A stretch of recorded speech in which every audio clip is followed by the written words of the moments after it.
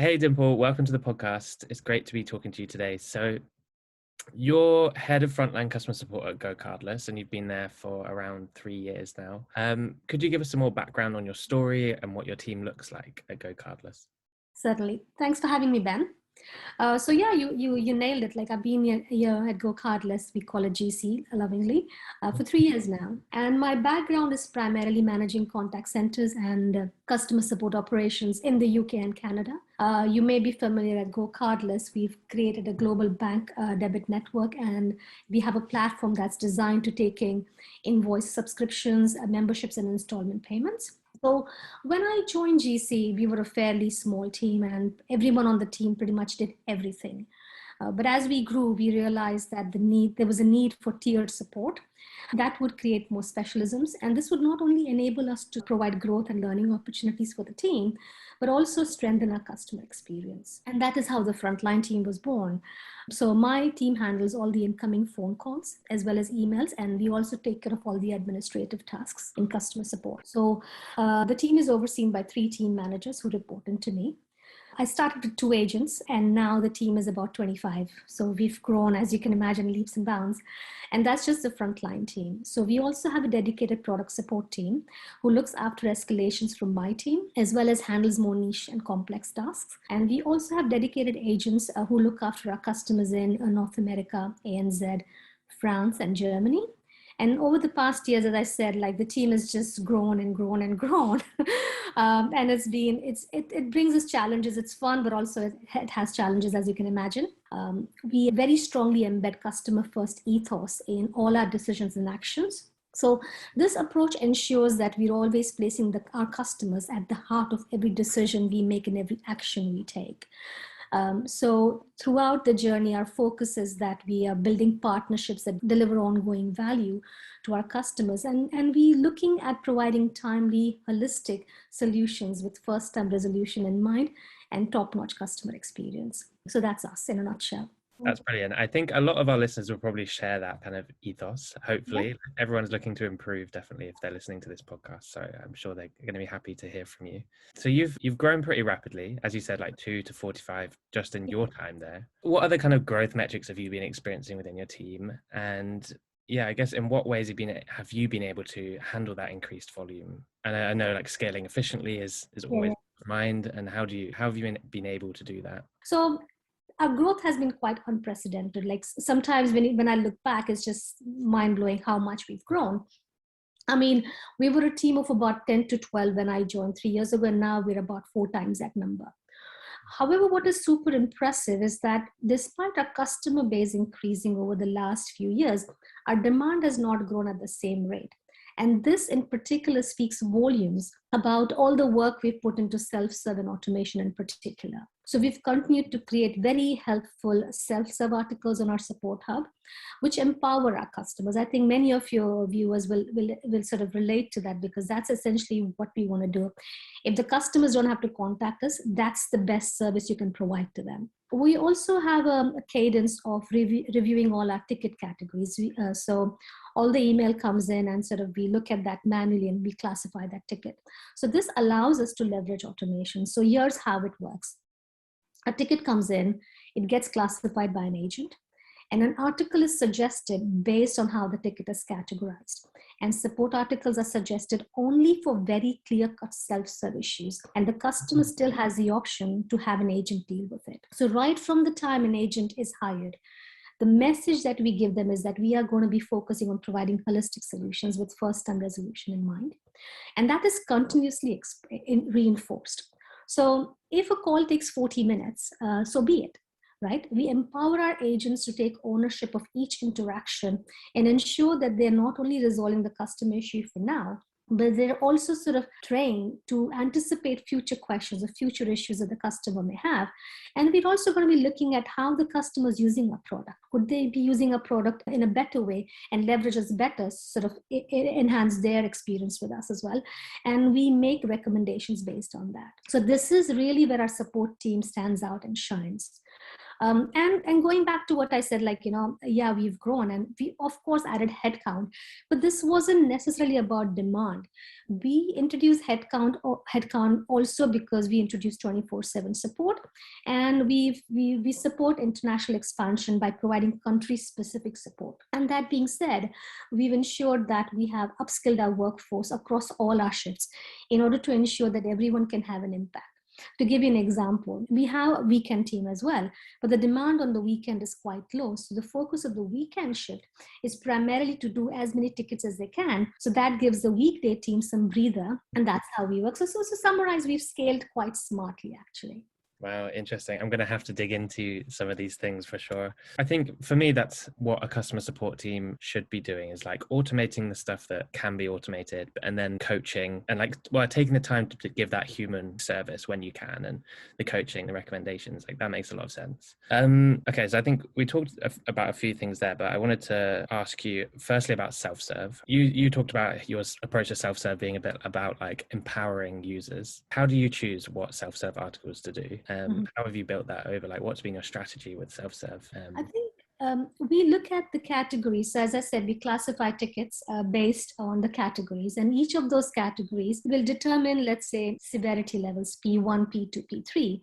And we deem that if it's a P3, that means it's self-serve, that requires no human intervention. All the information that we have, or all the information that the customer would need, we can give them an article. And that's how we decide what articles to create based on the demand that we're seeing for each category. And then if it's a P2, right, you can suggest an article, but at the same time, you're kind of prepared that this article may not completely serve their needs, and we're likely to see some interaction with an agent over here. And the P1 would be purely like, we'd have to help the customer. It's absolutely something we need to guide them through. Yeah. Okay, that makes sense as well. So you're going to automate all the stuff that's easy and repetitive. And again, yeah, and that's the reason. So as our business grows and we start adding more categories, right, we continuously review, because sometimes you may find that what was P2 has now become P3 because our customers are so used to sort of handling that stuff that we can actually create an article and they can self-serve. So that's the idea of continuously reviewing the ticket categories that we have. And so, and categorization, classification, I think just to make that really clear. So like what you're doing is, as a ticket comes in, an agent will classify it. And will that then send an automation trigger to a self-serve article, or will they suggest the article? It's automated. It's automated. Wow, cool. So you've set it up. How have you set up your like tagging system? Do you have like thousands of tags, or do you have a very clear like group of tags? I think the automation is primarily triggered by the severity that we assign to the ticket. We have tags, to be honest, I haven't counted. I'm sure we have many, but I don't think the agent would necessarily have to worry about tagging at the classification point as much as making sure that they've categorized the ticket correctly. So that means they've actually understood what the issue is, taken the time to select the correct category and the severity for the automation to kick in. And does every agent get a go at the categorization, or do you have dedicated? Yeah, so we will wait. So I think in the first 3 to 6 months, if it's a frontline agent, the focus is putting them on the phones as much as we can, because that's the best training we can give them, on the job learning. And once they've been there 3 to 6 months, they have a solid foundation, then we put them on classifying and assigning tasks. So that takes a little while, because if you get that wrong, it's a ripple effect. Then everything doesn't work thereafter. So you have to nail that really well in the beginning. There has to be someone with a little bit of experience who understands the product well enough. It's an issue that I've seen a lot of people come across, which is like agents don't necessarily tag tickets correctly, but having like a more centralized classification group of agents who are more experienced doing it is like quite a interesting way of overcoming that challenge, for sure. Okay, I think we can move on now. I've dug into those things enough. I wanted to continue that conversation of growing efficiently, like moving on from like the automation side of things. How important is culture to growing efficiently at GoCardless? Culture is key for us then. I mean, employees need to be able to identify themselves with something that binds us all together. And that has to be the culture. I can also talk about GC values a little later on, because they're also a fundamental part of our culture.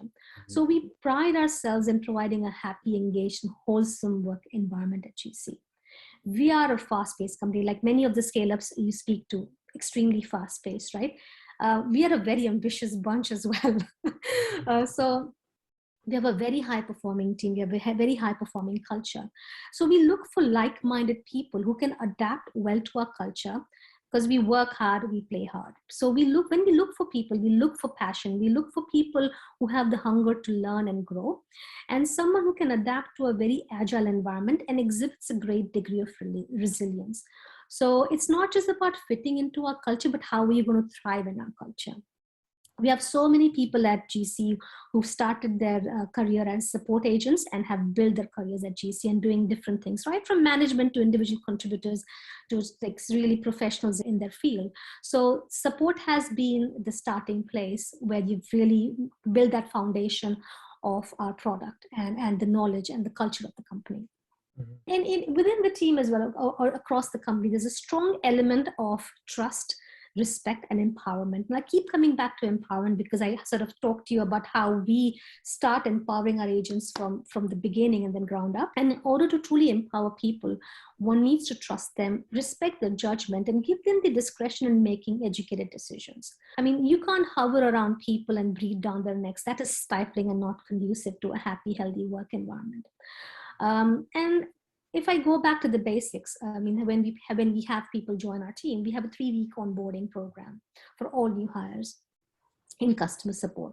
And this includes what we call global onboarding, which gives them a sort of a flavor of everything in the company, how it all fits into this big puzzle. And then there is customer support specific onboarding as well. And within customer support, we don't have one size fits all.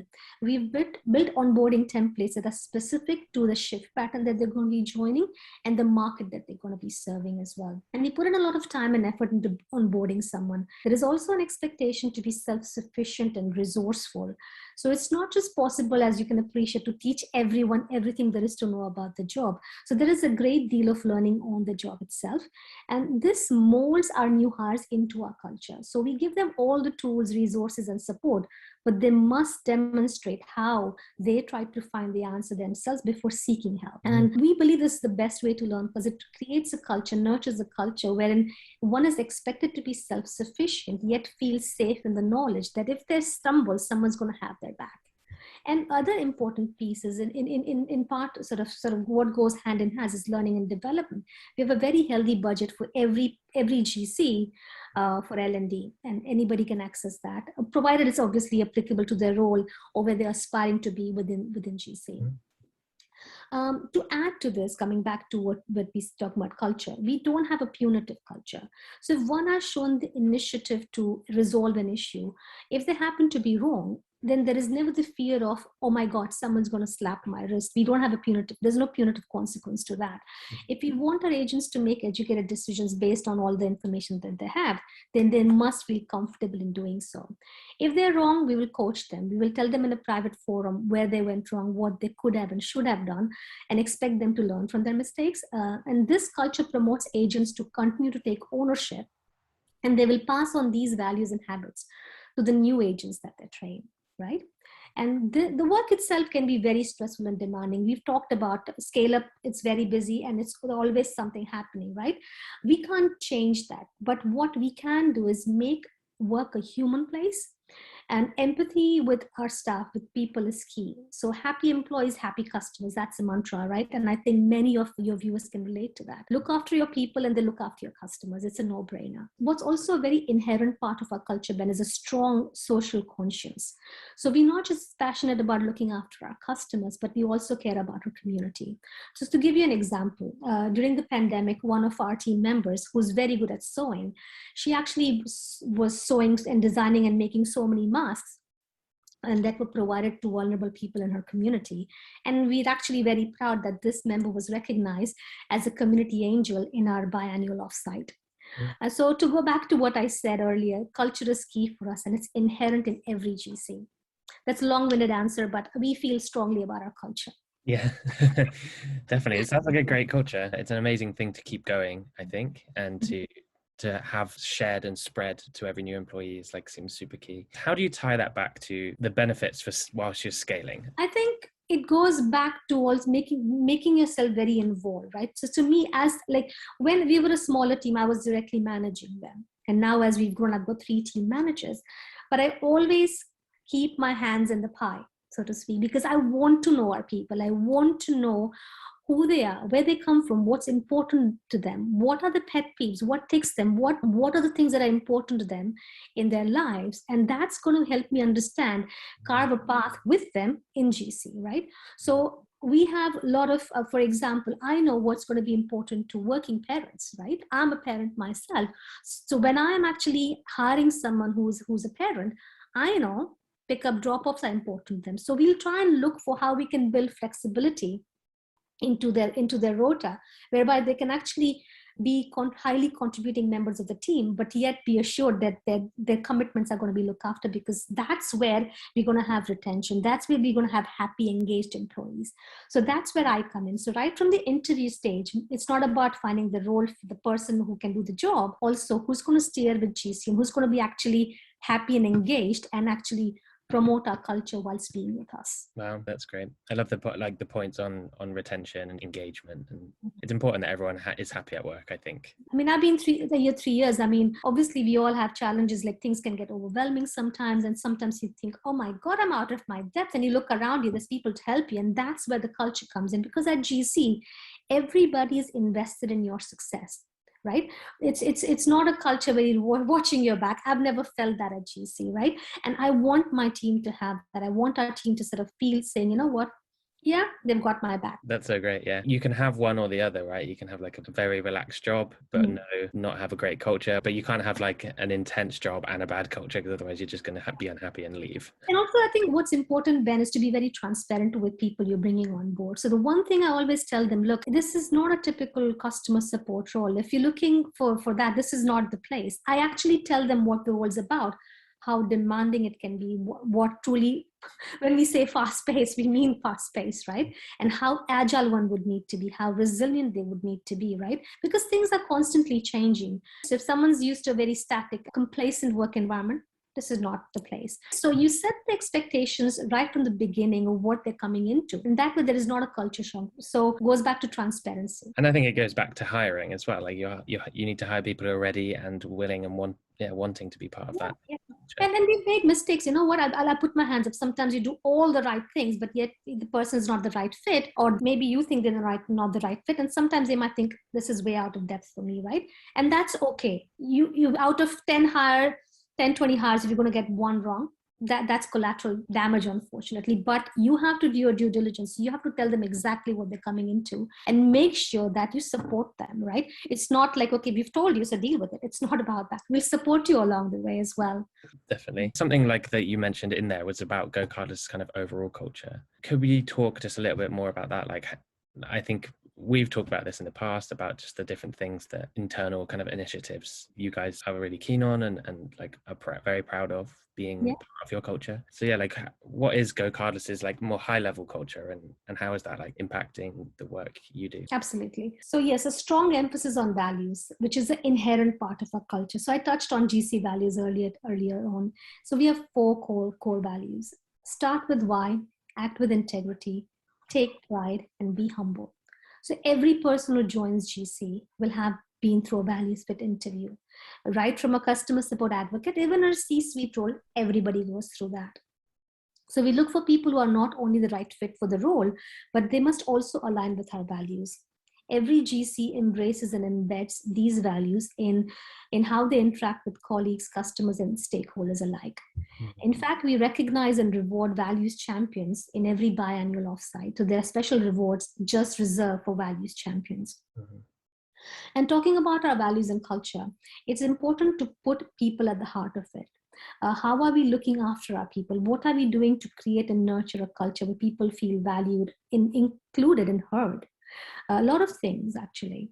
We have quite a few employee groups who do a phenomenal job at creating awareness and driving change on many issues that are important to us at an individual level and at an organizational level as well.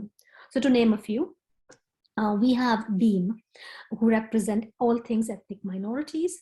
We have Pride, who represent all things LGBTIQ. Inspiring, is all about gender equality. And we have GC Access, which is a fairly new group actually, which supports and advocates for the disabled and neurodiverse, right? So this one is particularly close to my heart because it was founded by one of my team managers, right? And she did this all on her own. Nicole, if she's listening to this, great, like a lot of pride in the fact that she decided that this is something that's missing at GC. Going back to our culture, like we empower people. If you think something's missing, something's not right, go fix it, right? This was missing. She founded a group. She spoke to stakeholders. She got executive sponsorship, and now she's running this group. So it's very, very important to us that everybody feels comfortable, everybody feels heard, everybody feels represented. And besides these groups, we have many Slack channels, and there's something for everyone. I've actually lost count of how many Slack channels we have. I'm part of parents channel, which is always amusing, and people put all sorts of funny stuff about their children and seeking advice from other parents. We have a group which is called Animal Antics. So you may not have children, but if you have pets, they are your babies as well, right? So it's all about animal antics. And we have a dedicated kudos channel, right? Which is all about giving shout outs to colleagues instead of making sure that there's a limelight shining on them when they've done something phenomenal. And besides just all of these things, mental health is very, very important to us. I think if anything, last year has sort of brought to light how important mental health is, because we know how difficult it was for many of our colleagues who perhaps had not seen their family, who were living by themselves, and how the impact it had on them and their well-being. We have mental health first aiders across the business who get trained periodically, and we once a year we actually invite other people who wish to become mental health first aiders and give them the training accordingly. Wow. Yeah. What else? We had a much loved Biscuit Club. So Biscuit Club was always very, very popular, right? So obviously, a lot of these things are happening right now the way they were, but we modified things slightly. So we still have, sorry, go on. I was going to ask you, what is Biscuit Club? What happens at Biscuit Club? Biscuit Club is all an array of biscuits laid out, and everybody, as soon as the message goes out, it's Biscuit Club time. You should see how people just go down the table. So it's like you're watching your clock on Wednesday at 3:30, Biscuit Club time. So that's what Biscuit Club is. So obviously Biscuit Club doesn't exist right now, but we modified things slightly. So Biscuit Club has been replaced with coffee chats. So when you sign up and you get randomly paired up with someone else in the business and get to know each other over a cup of coffee or tea, whatever you like. We have weekly town halls with our CEO, Hiroki.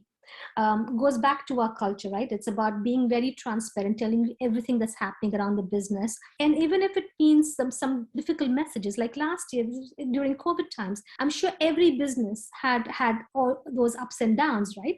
Thankfully for us, we were quite stable, but obviously we had our challenges. But Hiroki, our CEO, is very, very transparent. We're a big believer in sort of acting with integrity. So we know that when he tells us something, it is what it is. Like, it's very plain. There's nothing hidden. You pretty much you get what you see. So we like those town halls. There's a Q&A session at the end of each town hall where you're free to, those are anonymous questions. If you wish to put your name, great. If not, you can ask anything anonymously and you'll get a straight answer. There's no beating around the bush. What else can I tell you about? I'm thinking, I made some notes, by the way, so I don't forget to talk about important stuff. Outside business hours as well. So it's not about just like, serious stuff. Like, we do a lot of fun stuff outside business hours. We've had musical bingo evenings. We have cocktail making workshops, live cooking demonstrations led by our colleagues. And trust me, we love our quiz nights. We are quite competitive in our quiz nights. And I'm actually, might toot my horn a bit, I'm a good quiz master, I must say. So I do good quizzes. I love them. I'm sure there are other things I can talk about, Ben, but you get my drift. As I said earlier, we work hard, we play hard, and that's what binds us together. I'm going to have to ask you for some quiz tips. I think we're like quite a distributed team. Like basically half India, half England. Mm-hmm. And we need to, but when, during the first bits of lockdown, we were like super, like we're doing coffee chats, we were having weekly drinks, and it's just sort of tailored off, I think, as everyone's got a bit tired. And yeah, we need to kind of up our game on that, I think. Oh, I can send you some brilliant quizzes that have gone down a treat. Oh yes, please do. Yeah. Maybe, I think, for anyone who has been inspired by that, are you hiring at the moment in your support team? We're always hiring. We're always looking for bright people. And sometimes it may not be a role on my team, it may be on my colleagues' team, but it's still customer support. As I said, customer support has various streams: frontline support, product support, and we've got my colleague Christina, who runs our complaints and QA team as well.